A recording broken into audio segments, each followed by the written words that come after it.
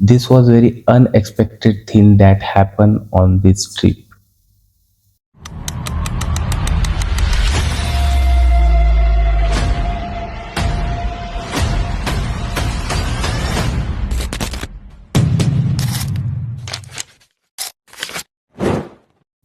Hello and welcome back दोस्तों।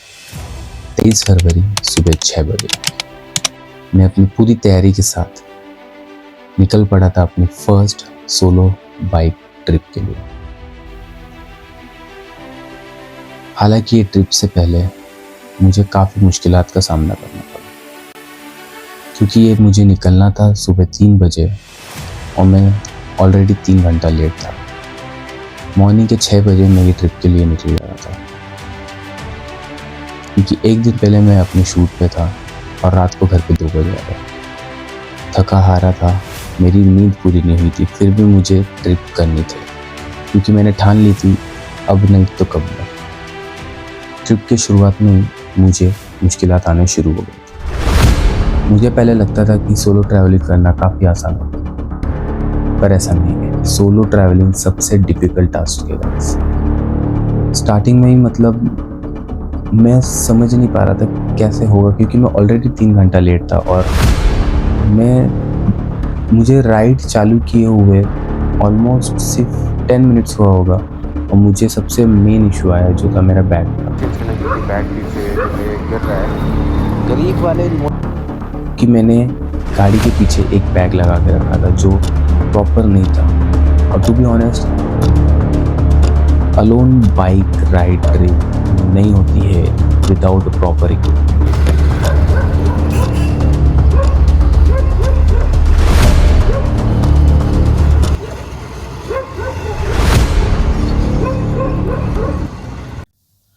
और मैंने without equipment, without any gears मैंने ये ट्रिप पूरी कंप्लीट की, पर काफ़ी मुश्किलात थी। मुझे मेरा बैग सेटल करना पड़ा। जो पीछे लगा था वो मुझे वापस मैंने पीठ पे डाला।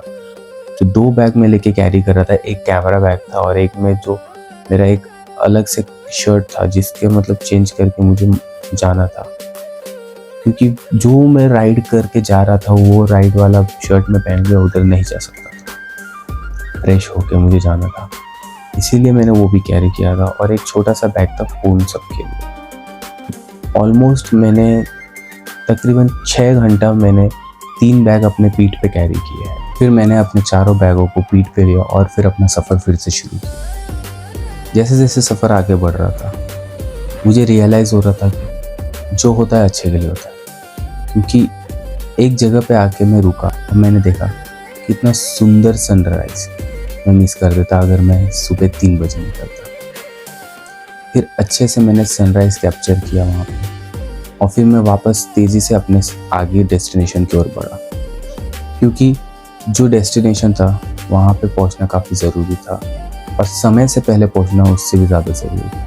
जैसे जैसे मैं आगे बढ़ रहा था मुझे ये समझ आ रहा था कि एक सोलो ट्रैवलर होना क्यों डिफ़िकल्ट टास्क है, और ख़ासकर तब जब आप कंटेंट क्रिएटर हो या ब्लॉगर हो या फिर इन्फ्लुएंसर हो। क्योंकि मुझे जो रास्ता 4 घंटे में कवर करना था वो मैं 6 घंटे में कवर कर रहा हूँ, क्योंकि मुझे जहाँ जहाँ व्यूज़ मिल रहे थे वहाँ पे मुझे रुकना था, वहाँ पे व्यूज़ को शूट करना था। फिर उधर अगर कुछ मतलब वीडियोस बना सकता हूँ कुछ, क्योंकि मैं एक ब्लॉग बनाते हुए जा रहा था और मुझे काफ़ी कन्वर्सेशन भी रखना था। ऐसा नहीं होना चाहिए कि ब्लॉग इंटरैक्टिव ना हो, लगना चाहिए पीपल कनेक्ट होने चाहिए, कुछ मिस ना हो जाए, कुछ इधर ना चले जाए, कुछ उधर ना चले जाए।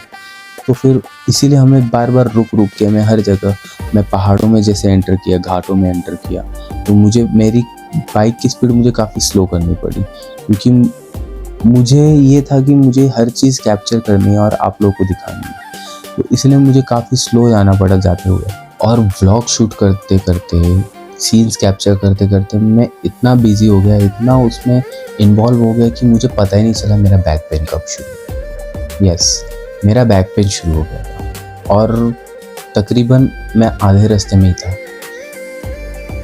और मुझे ना चाहते हुए भी बीच जंगल में रुकना पड़ा, जहाँ पे कोई गाड़ी आ नहीं जा रही थी। फिर मैंने वहाँ पे रुका, रेस्ट लिया और मैंने मेरे साथ, मैं कहीं भी ट्रैवल करता हूँ, मैं 2 पार्ले जी लेके चलता हूँ। तो मैंने पार्ले जी खाया, पानी पिया और फिर मैं वहाँ पे थोड़ा रेस्ट किया। काफ़ी साइलेंट था, काफ़ी मतलब पीस था वहाँ पे, लेकिन सेम टाइम मुझे थोड़ा डर भी लग रहा था क्योंकि मैं जंगल के एकदम बीचों बीच था जहाँ पे कोई इंसान ही नहीं थे। फिर मैंने थोड़ी देर वहाँ पे रेस्ट की और फिर मैंने वापस से अपना सफ़र शुरू किया। बस एक चीज़ थी जो मुझे आगे बढ़ने की बार बार हिम्मत दे रही थी, वो थी मेरी डेस्टिनेशन। क्योंकि जो डेस्टिनेशन थी वो मेरा 5वां ज्योतिर्लिंग था। जी हाँ, 5वां ज्योतिर्लिंग त्र्यंबकेश्वर।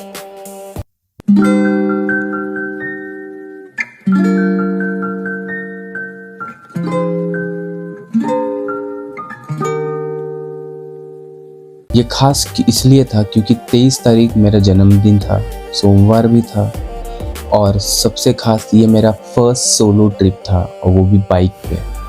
ऐसा नहीं है कि इससे पहले मैंने सोलो ट्रिप नहीं किया था, एक्चुअली इसके पहले ही मैंने नवंबर में सोलो ट्रिप किया था जो था वाराणसी का, वो भी ज्योतिर्लिंग काशी विश्वनाथ जी का। लेकिन वो मैंने बाइक से नहीं किया था, वो सोलो ट्रैवलिंग किया था और काफ़ी जगह रिलेटिव के साथ में था।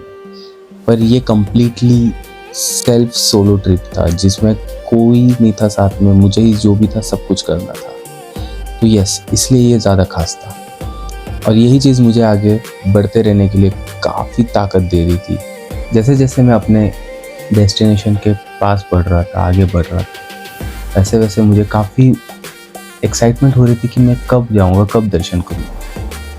लेकिन बीच में काफ़ी बार मुझे मुश्किलों का सामना करना पड़ा क्योंकि एक फेज़ आया था जहाँ पे 1 घंटा तक मैं गाड़ी से खड़े होकर चला रहा था क्योंकि पूरा रोड कंस्ट्रक्शन में था और वहाँ पे मतलब कोई सीमेंट रोड नहीं था, ना डांबर का रोड था, सिर्फ धूल मिट्टी थी। उसके वजह से मुझे और मैं और लेट नहीं कर सकता था, तो इसलिए मुझे जल्दी से जल्दी पहुँचना था। और फिर मैं फाइनली पहुँचा त्र्यंबकेश्वर। मैंने तुरंत अपनी गाड़ी को पार्किंग में लगाया और फिर मैं तुरंत निकल पड़ा। कोई एक 2-3 घंटे के लिए रूम दे दे मुझे और मैं मतलब फ्रेश हो जाऊँ और चेंज कर लूँ। और फिर कुछ ऐसा हुआ कि मतलब मैं कभी एक्सपेक्ट नहीं कर सकता था कि ये ट्रिप पे अब ये भी हो सकता था। This was very unexpected thing that happen on this trip. और ये मतलब मैं सोचा ही नहीं था कि मैं एक होटल वाले से मैंने उसे पे किया कि भाई मुझे 1 से 1.5 घंटे के लिए रफली चाहिए, रूम चाहिए, मुझे मेरा बैगेज रखना है और मुझे बस दर्शन करके आना है। हालांकि मेरे पास वीआईपी टिकट था क्योंकि मैंने पहले से ही वीआईपी टिकट ऑनलाइन निकाल लिया था क्योंकि मुझे नहीं पता था कि कितनी क्राउड रहेगा क्योंकि उस दिन मंडे था और मुझे रिटर्न मुंबई आना था ऑन द सेम डे। तो मैंने सोचा कि हाँ भाई टिकट निकाल लेते हैं, फटाफट जाते हैं। तो मैंने उसे बोला कि ऐसा ऐसा है, लेकिन जो उसने मुझे दिया, I was really shocked. Guys मैंने रूम लिया, रूम मतलब हॉल लिया, मैंने ये रूम है, मेरे को तो ज़्यादा ही अच्छा लग रहा है। मैं दिखाता हूँ, ये देखो।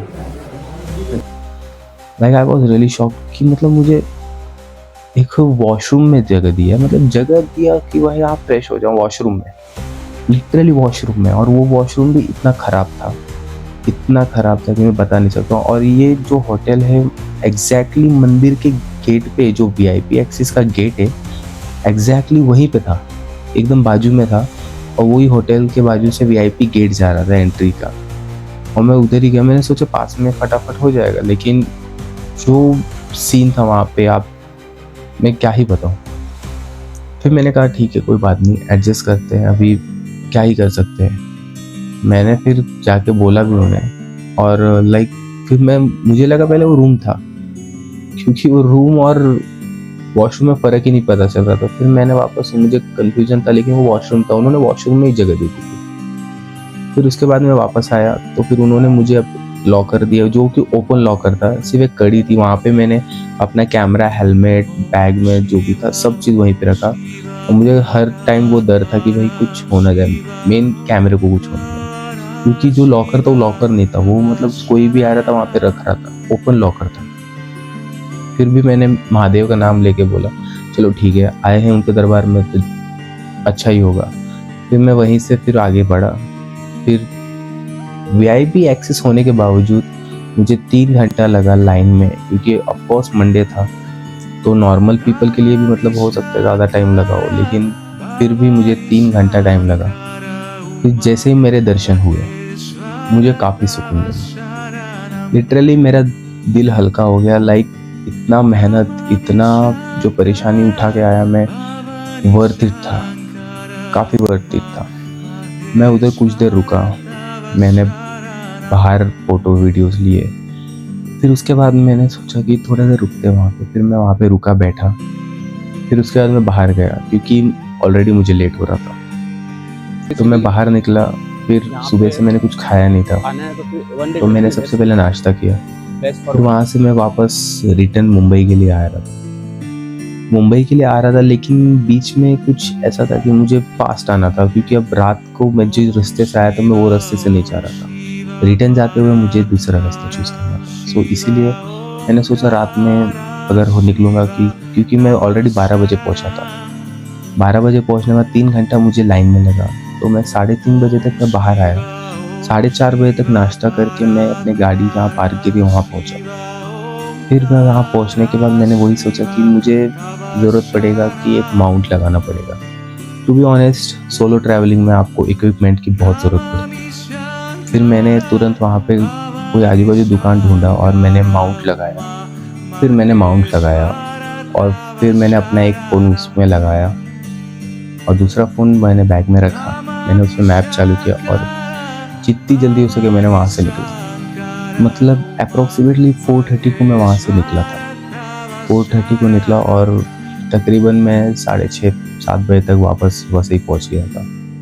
जो रास्ता जाते हुए 6 घंटे का था, आते हुए मुझे सिर्फ 3 घंटे लगे। लाइक 3 घंटे भी बहुत ज़्यादा, और मैंने ज़्यादा बोल दिया है क्योंकि आते वक्त मैं काफ़ी स्पीड में आया, क्योंकि मुझे एक ही चीज़ था कि गाड़ी का लाइट प्रॉपर नहीं था, डिम था लाइट, और रात हो गई तो फिर जंगल में कैसे ड्राइव कर पाऊँगा, लाइट नहीं है।